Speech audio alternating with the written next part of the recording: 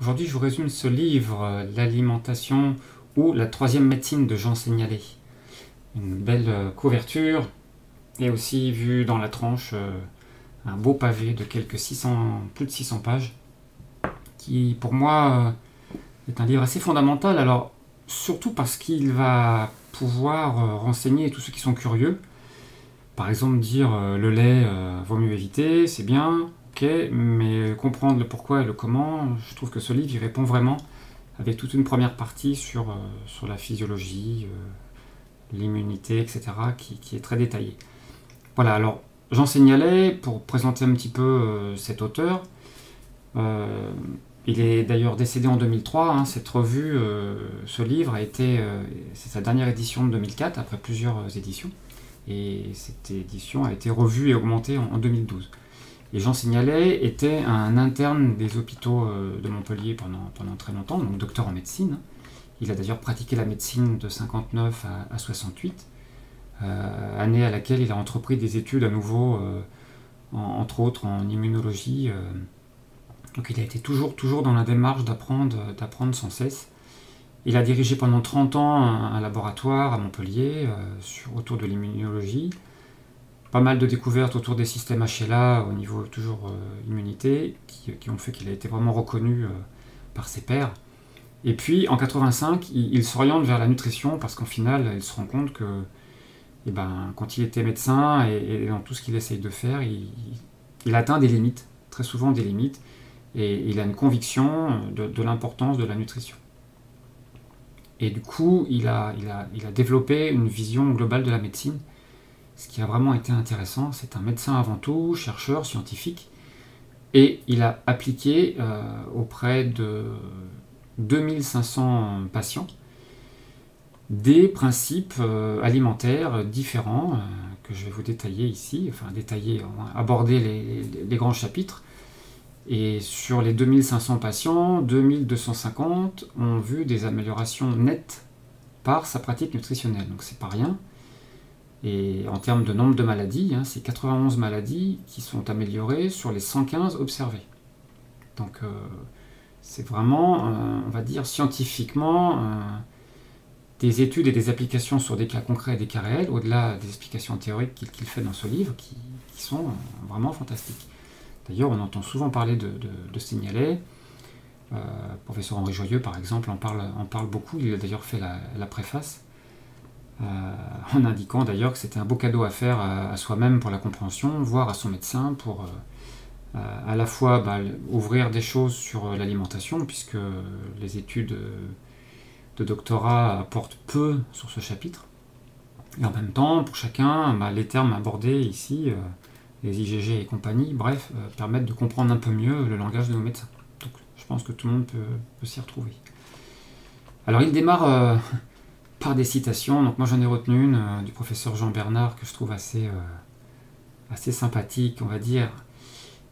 Il dit « Les progrès de la science rencontrent 4 adversaires, l'ignorance, les dogmes, la magie et l'argent. » L'ignorance, quelque part, ce livre fera en sorte que tout un chacun, nous connaissions plus de choses.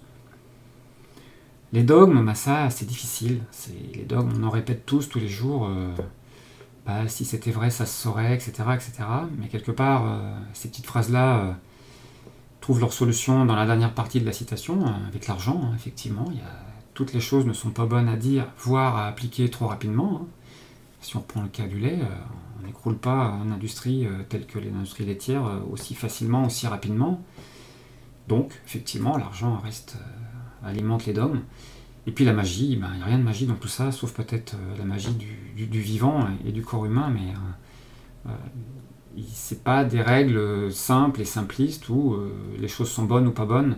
Et c'est vraiment aussi le gros avantage de ce livre, c'est qu'on rentre dans les détails et on a la compréhension chacun pour essayer de se l'appliquer à nous-mêmes. Dans les préliminaires, là, il fait appel à la petite phrase d'Hippocrate sur que ton aliment soit ton seul médicament. Alors seul, c'est pas sûr, mais en tout cas, il fait clairement partie de choses qui peuvent nous perturber. En fait, aussi dans les dogmes, on dit, mais de toute façon, tout va bien, la durée de vie augmente. Il précise que principalement la durée de vie augmente car la mortalité infantile est devenue très très basse, grâce à tout un système médical qui bien sûr a le mérite d'exister et permet de faire beaucoup de choses au niveau natalité. Les mortalités par infection, effectivement, sont devenues très faibles, en partie grâce à certaines catégories de médicaments aussi, comme des antibiotiques, qui sont dans certaines situations, comme il précise bien, très utiles. Et bien sûr, la chirurgie et tout un tas de techniques de diagnostic avec beaucoup de technologies médicales qui font que la durée de vie augmente. Bon. Donc ça, c'est une chose. Après, il ne faut pas se leurrer. Il y a des aspects délicats, voire un peu négatifs dans la médecine actuelle, c'est la spécialisation à outrance du corps médical. Et en finale, la vision partielle de tous ces spécialistes interdit d'avoir une vision globale des problèmes la plupart du temps. Ce qui est assez gênant. La seule personne aujourd'hui qui peut faire la synthèse, c'est notre généraliste, qui hélas est contraint à faire des consultations de 10 à 15 minutes, et qui du coup a énormément de mal à avoir cette vision globale et à réorienter en fonction des soucis. Donc voilà, dans la première partie, il va vraiment développer des choses assez compliquées, assez complexes, on va dire, autour de la génétique par exemple. Il va rappeler que les gènes par exemple, c'est que 5% de l'ADN, le reste on ne sait pas trop. Donc voir d'autres vidéos sur par exemple la biologie des croyances, qui expliquent bien qu'effectivement il se passe aussi d'autres choses dans d'autres plans que celui de l'alimentation.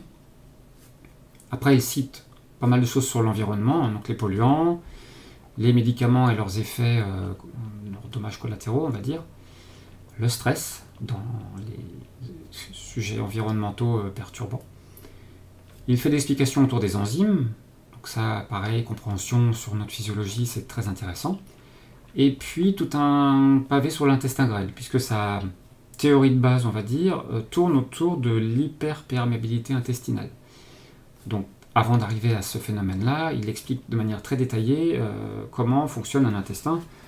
Par exemple, ce genre de schéma qui résume, vu de loin, toutes ces explications par des textes. Mais le livre fait appel comme ça à pas mal de petits schémas qui ont pour but de bien figer les idées sur ces sujets-là. Donc l'intestin grêle, effectivement, fait partie du problème et de la problématique. Aujourd'hui, cet organe qui doit normalement assurer une absorption sélective des substances digérées fait souvent preuve de porosité. Alors le sujet est complexe, on va parler de la flore bactérienne, il va aussi effectivement parler des défenses immunitaires autour des intestins, et puis détailler le sujet de l'hyperperméabilité du grêle, avec des sources multiples, mais à la rigueur, c'est pas le sujet premier du livre.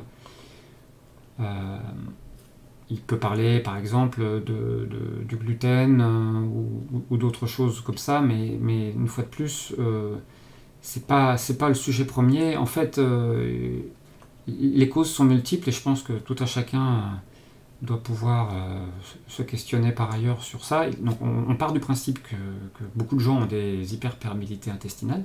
Ça ne veut pas dire qu'il faut chercher pourquoi et qu'il ne faut pas le traiter. Et du coup, sous cet angle-là, il s'est dit, ben voilà, il y a des protéines non digérées qui peuvent passer dans le système intérieur et qui peuvent provoquer plusieurs problématiques. Bon, il rappelle qu'effectivement, on a une alimentation moderne qui, en fait, est très récente dans l'échelle de vie de l'homme, et qu'effectivement, on ne peut pas dire qu'on soit complètement adapté à ça par ailleurs. Donc il va parler des céréales, entre autres, avec la problématique des céréales assez large, toujours en partant du principe que des parties non digérées peuvent passer à l'intérieur. Il va bien sûr parler des laits animaux. Les laits animaux, avec la nocivité particulière du lait de vache, qui peuvent être source de nombreuses maladies. Donc il parle de la polyarthrite rhumatoïde, de la sclérose en plaques, etc. etc. Voilà. Donc un petit chapitre là-dessus. La cuisson. Les molécules de Maillard, on en entend parler aussi pas mal, donc il explique, il détaille cette problématique de la glycation de l'association de protéines et de sucre. Et donc il insiste sur le fait de privilégier les cuissons à basse température. Donc il met la limite à 110 degrés en limitant la durée. Voilà, donc c'est un chapitre important aussi sur la cuisson, parce que quelque part on n'est pas sur, on va dire, un régime cru, qui d'ailleurs ne conviendrait pas forcément à tout le monde. Donc une cuisson à basse température, plutôt vapeur, ou en tout cas qui n'excède pas 110 degrés. Donc dans les sources de pollution, bien sûr, il parle des additifs alimentaires, de l'irradiation des aliments avec des procédés de longue conservation. Il parle des OGM. Voilà. Après, il aborde les principes de son régime alimentaire. Donc, il n'y va pas par quatre chemins. Au niveau du lait, il parle de sa suppression, parce qu'effectivement, alors c'est pareil, il y a deux cas à considérer. Soit on est déjà dans une des maladies qu'il cite, soit on est dans du préventif. Bon, ce livre est très axé sur des gens qu'il cherchait à soigner par rapport à des pathologies qu'il n'arrivait pas à soigner par ailleurs. Donc, dans ses conseils, la plupart du temps, c'est dans des cas de personnes qui ont déjà des maladies invalidantes et qui durent depuis trop longtemps. Donc, au niveau du lait, pour lui, il est assez clair et il dit bien pas de carence en calcium. Dans les légumes, on trouvera suffisamment de calcium bioassimilable et donc il n'y aura pas de carence. Donc les céréales, le blé devrait être appelé OGM en fait. Le blé est un monstre. Vu toutes les transformations qu'il a subies, le blé est fait pour les machines à pain, avec un taux de gluten qui a augmenté de manière énorme. Et en fait, il n'est pas fait pour nourrir l'homme, on va dire, il est fait pour faciliter l'industrialisation du pain et des gâteaux. Bon, voilà, on peut se poser la question quand même sur l'intérêt du blé. En tout cas, bon, l'éviter complètement dans des cas classiques ou le limiter et le remplacer par d'autres sources. Au niveau des viandes, bon, Jean Seignelay considère qu'elles sont bonnes quand elles sont crues. Ça, c'est son leitmotiv et c'est son approche. Bon, voilà, c'est des choses qui ont pu lui être reprochées par ailleurs. Maintenant, les viandes crues, effectivement, peuvent apporter des choses. En tout cas, elles n'ont pas le problème de la cuisson. En tout cas, on peut considérer aussi des viandes cuites à basse température, on va dire, ce qui pourrait... Mais bon, si je résume le livre, c'est son affirmation, elles sont bonnes quand elles sont crues. Bon, les charcuteries, donc du coup, il dit les crus sont tolérés, donc jambon cru, saucisson, chorizo, voilà. Partant du principe que c'est cru. Les œufs, il considère qu'ils sont nocifs quand ils sont cuits. Les poissons cuits sont moins redoutables que la viande, voilà, bon, c'est... Sachant qu'on peut les manger crus aussi et en marinade. Des légumes, les légumineuses, les fruits, on peut en abuser, qu'il dit, cuit à la vapeur douce si besoin. Par contre, il insiste aussi sur le soja, de ne pas en abuser, car il a des inconvénients. Bon, au niveau des sucres, il rejoint beaucoup d'avis par ailleurs, hein. Pas de sucre raffiné, parce que ne contient pas de sels minéraux. Donc les sucres ajoutés à éviter fortement. Donc les huiles recommandées, olives classiques et les huiles sources d'oméga 3. Voilà, les condiments, les boissons, bien sûr exclure les sodas, ça paraît évident. Alors, dans ce livre, il va forcément aborder un aspect qu'il appelle le régime Seignelay. Donc, personnellement, j'aime pas bien la notion de régime. Une fois de plus, pour quelqu'un qui est vraiment dans une pathologie lourde, on peut effectivement envisager quelqu'un qui a besoin d'un guide assez strict et qui dise ok, les aliments interdits, les aliments déconseillés, les aliments autorisés. Donc, c'est ce qu'on va vraiment trouver dans ce livre de manière très détaillée. Pour tout un chacun, on pourra en retenir aussi, par exemple, dans les aliments interdits, faire comme je fais personnellement, c'est se dire ok, 80% du temps je me les interdis et 20% du temps, si ça fait partie de mes plaisirs, je me les autorise. Après, chacun est différent et puis chacun cherche des choses différentes aussi en fonction de son état de santé et de bien-être. Alors manger cru des dangers, bon effectivement, il dit, parce que c'est ce qui est souvent cité après, par exemple la viande crue et les parasites. Donc il dit j'ai une chance sur 5000 d'attraper un parasite, et j'ai 10 fois moins de chances de développer un cancer. Bon, de manière de répondre à une peur par une autre peur. Maintenant, effectivement, il n'y a jamais, je pense, de solution où tout est rose et où tout est noir d'un autre côté. Il parle de l'équilibre acido-basique par ailleurs aussi, avec effectivement les aliments alcalinisants sont plutôt dans les légumes verts, etc. Donc tout va bien. Alors privilégier le bio, évidemment, ça paraît aussi important quand on a parlé des polluants par ailleurs. Et puis après, il va détailler maladie par maladie les tests qu'il a pu faire. Donc il prend par exemple les maladies auto-immunes. Et puis il va parler des radicaux libres, de l'inflammation, de tout le processus qui déclenche les maladies auto-immunes. Chose intéressante parce que effectivement, je rencontre souvent des gens qui ont des maladies très très handicapantes en disant moi j'ai une maladie auto-immune, mais quand on discute avec eux, on se rend compte que le mécanisme n'est pas forcément bien connu. Et les pistes, du coup, pour chercher les causes et les corriger, sont des fois manquantes. Par exemple, la polyarthrite rhumatoïde, un vrai jumeau a 30% de chance d'en être victime. Et on voit bien que les gènes ne suffisent pas à tout expliquer. Donc il prend comme ça, cas par cas, beaucoup de maladies. On en a parlé au début, 115 maladies. Et il va les détailler, et puis il va après faire un tableau résumé. Je vous mettrai en lien l'accès vers ces tableaux qui résument, voilà, en fonction des maladies, combien de succès, combien d'échecs et combien de progrès il a pu obtenir. Et puis, donc après, les maladies d'encrassage, donc il a fait 3 catégories, les maladies auto-immunes, les maladies d'encrassage, donc là on est sur un autre aspect des maladies, c'est en fait un encrassement du système lymphatique, du système de nutrition des cellules. On va retrouver d'ailleurs un peu de physiologie cellulaire assez intéressante dans ce livre pour justement expliquer en disant, on va passer pas mal d'infos sur oui, la détox ça sert à rien, on est toujours en état intoxiné, etc. Bon, pour faire la vérité sur ces sujets, rien ne vaut se plonger dans ce genre de bouquin et avoir une compréhension de c'est quoi une cellule, sachant qu'effectivement on est quand même constitué que de cellules, qu'elles soient humaines ou bactériennes. De toute façon c'est toujours des cellules et le fonctionnement est toujours le même, les mitochondries, etc. Donc il explique tout ça en détail et effectivement l'encrassement, eh bien, c'est ce qui va faire en sorte que la cellule fonctionnera moins bien.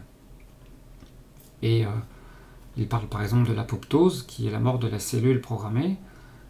Quand ça fonctionne moins bien et que cette apoptose fonctionne moins bien, c'est entre autres une des causes de développement cancéreux, on va dire, par manque de suicide des cellules cancéreuses, quoi. Donc, dans sa théorie de l'encrassage, il reprend encore les porosités intestinales en disant qu'effectivement, on a aussi des déchets venus des intestins et que ces déchets vont pouvoir aussi arriver à un encrassage. Voilà pour ça. Donc cette cellule encrassée, effectivement, soit elle meurt, donc après c'est par exemple Alzheimer, Parkinson, etc. Soit elle fonctionne insuffisamment, et là on peut avoir des choses type diabète type 2, ou alors elle fonctionne de travers, donc des arthroses, de la goutte, etc. Soit elle est en souffrance, soit elle devient maligne. Donc voilà, tout ça est détaillé, et là pareil, il va reciter toutes les maladies qui peuvent s'expliquer par un encrassage de certaines cellules. Donc la liste est longue, mais voilà, à chaque fois il classe selon lui les sources potentielles. Donc là aussi, au niveau de la réflexion en fonction des pathologies que l'on a ou que l'on souhaite éviter, ça nous permet de mieux comprendre le déroulement des choses dans notre physiologie fine. Donc en rhumatologie aussi, au niveau encrassage, les parties neuropsychiatriques, passant par la dépression, l'autisme, les céphalées, les maladies métaboliques, donc tout ce qui est diabète, hypoglycémie, spasmophilie, etc. Le vieillissement, puisqu'effectivement il y a un petit chapitre là-dessus, il dit qu'on est fait pour vivre entre 120 et 140 ans et qu'effectivement au-delà que certaines cellules ne peuvent que se diviser que 50 fois par exemple, il y a quand même beaucoup de choses qui font que, justement, on revient aux cellules. Notre longévité probable, aujourd'hui constatée en moyenne, effectivement, est plutôt inférieure à 120 ans qu'entre 120 et 140 ans. Il parle des sportifs aussi. Il parle du cancer, donc un détail sur le cancer assez détaillé, sur les causes probables, la partie ADN, les aliments qui sont dangereux, les aliments qui sont protecteurs. Donc tout ça, il l'intègre après dans ces différents régimes. Donc des régimes hypotoxiques et traitement du cancer. Et 84 patients avec cancer étaient dans son panel. Et troisième catégorie de maladies, les maladies d'élimination. Donc là, on n'est plus sur auto-immun encrassage, on est plutôt sur la partie élimination. Donc on peut rejoindre la détox dont je parlais tout à l'heure.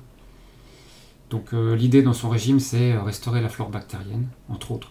Mais c'est un sujet fondamental, effectivement. Réduire les apports aussi, parce que bien sûr, si on a du mal à éliminer, il suffit déjà d'en mettre un peu moins au début. Et puis restaurer le système immunitaire, qui fera partie des bonnes solutions. Après, il va parler justement dans ces pathologies d'élimination, il va pouvoir les classer encore, donc on va voir les colites, les rectocolites, etc. Donc maladie de Crohn, ça rejoint encore là un grand classement et une compréhension. L'eczéma, les psoriasismes, les aftes. Donc à chaque fois, il fait un bilan de son régime en fonction de tous ces pathologies, avec les échecs certains, les échecs probables et les succès. Donc franchement, vous verrez les tableaux résumés. Après, l'idée, c'est de ne pas se précipiter sur le tableau résumé en disant ah, psoriasis, ça marche pas, nombre de cas traités, 72, rémission complète, 45, etc. etc. Bon, ok, succès 83%. Sincèrement, ce qui est vraiment important dans ce livre, c'est la démarche, l'analyse, la compréhension, pour que tout un chacun, nous soyons capables de raisonner et de comprendre nos situations fines et la manière de corriger les choses en s'observant jour après jour, mois après mois, année après année. Donc à la fin, il résume les fondamentaux de son régime, donc exclure les céréales modernes et les laitages animaux, consommer les aliments crus ou des cuissons douces, et diversifier, donc effectivement c'est important, toutes les crudités, tous les fruits, tous ceux qu'on supporte, on va dire, qui passent bien, les huiles crues, des fruits secs, trempés, c'est mieux, et tous les légumes verts, etc. Mais diversifier, effectivement, diversifier. On rencontre trop de personnes qui se disent bah, « ça c'est bon, du coup j'en mange tous les jours ». Et si vous êtes en phase d'une porosité intestinale et que cet aliment-là, en particulier à cause d'enzymes ou autres, vous les digérez mal, et ben, vous aurez un apport régulier en interne d'un produit qui ne vous va pas. Donc diversifier me semble un conseil vraiment de très très bon sens. Donc voilà, ma conclusion personnelle, c'est que ce régime apporte quand même beaucoup d'améliorations sur beaucoup de problèmes de santé. Alors comme il dit, il ne peut pas tout traiter. Après il dit, sauf peut-être à adopter ce régime avant les problèmes. Ce qui je pense est une bonne vision. Les produits animaux, bon, il y fait pas mal appel, quelque part, ça peut être judicieux de ne pas en abuser non plus. Voilà, en tout cas il n'encourage pas le végétarien, ou le végétarisme, ou le végétalisme. Je pense qu'effectivement la diversification dont il parlait reste quelque chose de très important. Et puis par ailleurs, il en parle un peu, mais en résumé, il ne faut pas oublier que l'alimentation c'est qu'un des piliers de la santé. On verra bien sur d'autres sujets abordés plus en détail, d'autres sujets pointus et complexes autour de la psychologie, de l'environnement, des ondes, etc. Mais l'alimentation, on ne va pas dire de pourcentage, mais on pourrait dire que ce n'est que 50% de la problématique dans la plupart des cas, quoi. On peut très bien avoir des gens qui vont appliquer le régime signalé très bien et qui seront pas fonctionnants ou auront des soucis, et ça voudra dire qu'il faudra aller chercher ailleurs.